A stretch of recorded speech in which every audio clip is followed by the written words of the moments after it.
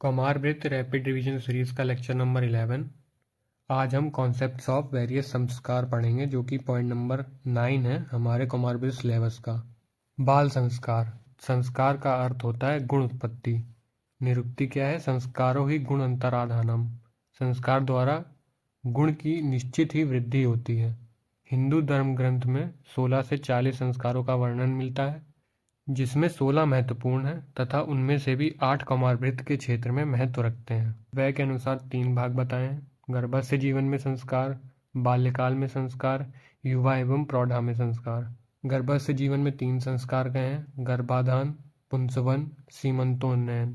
बाल्यकाल में 8 संस्कार गए हैं: जातकर्म, नामकरण, निष्क्रमण, अन्नप्राशन, चूड़ाकर्म, कर्णवेधन, उपनयन और वेदारंभ।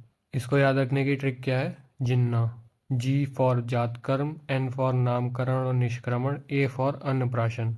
चूड़ाकर्म, कर्णवेधन एक साथ याद रखेंगे, उपनयन और वेदारंभ एक साथ याद रखेंगे। युवा एवं प्रौढ़ा: समावर्तन, विवाह, वनप्रस्थ, संन्यास, अंत्येष्टि। सबसे पहला जातकर्म है। जातकर्म में जन्म के उपरांत जो पहला संस्कार होता है उसे जातकर्म कहते हैं। सुश्रुत ने क्या कहा है जातकर्म संस्कार में?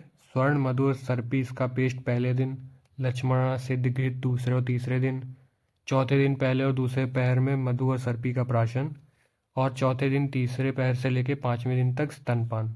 नामकरण संस्कार: जन्म के 10वें दिन नामकरण किया जाता है। पुत्र के साथ स्त्री स्नान करे, लघु अहत वस्त्र धारण करे, मनो अनुकूल आभूषण धारण करे, पूजा करे, कुमार को नए वस्त्र पहनाए, आहत वस्त्र पहनाए, पूर्व या उत्तर दिशा में सिर कर शयन करवाए।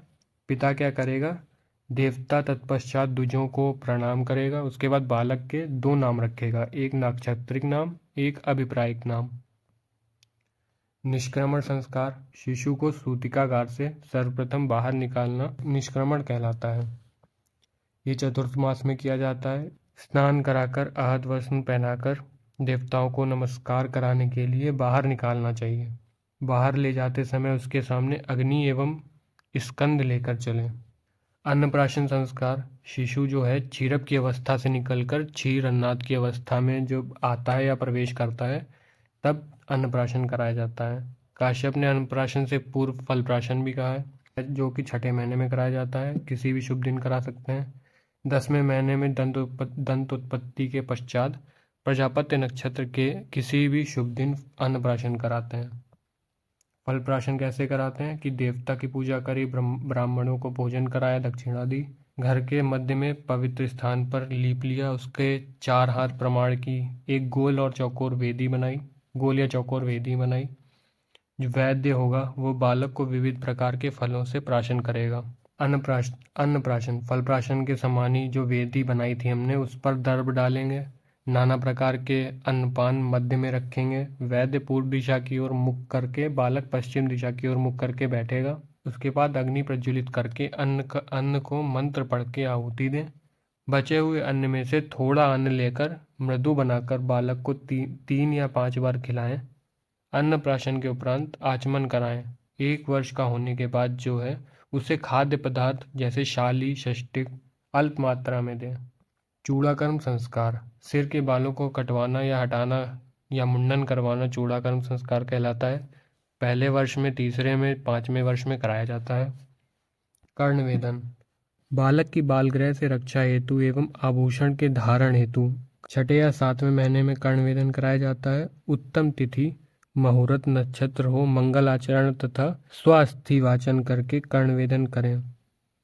बालक की देखभाल करने वाली गोद में बैठाए, क्रीडन तथा मोदक से आकर्षित कर आश्वासन दे। वैद्य जो है अपने वाम हाथ से कर्ण को खींचे। जो दैवकृत छिद्र है वो सूर्य किरणों द्वारा दिखाई देने लगेगा। उसको धीरे धीरे दक्षिण हस्त से सीधा वेधन करें। कुमार को प्रथम दक्षिण कर्ण में, बालक को प्रथम वाम कर्ण में छेदन करना है। उपनयन एवं वेद आरंभ संस्कार: उपनयन का अर्थ है विद्या अर्जन के लिए शिष्य का गुरु के समीप आना।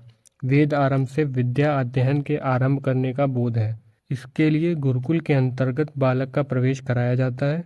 5वें वर्ष की आयु से 25वें वर्ष तक पूर्ण ब्रह्मचर्य का पालन करते हुए वेद आरंभ करना चाहिए।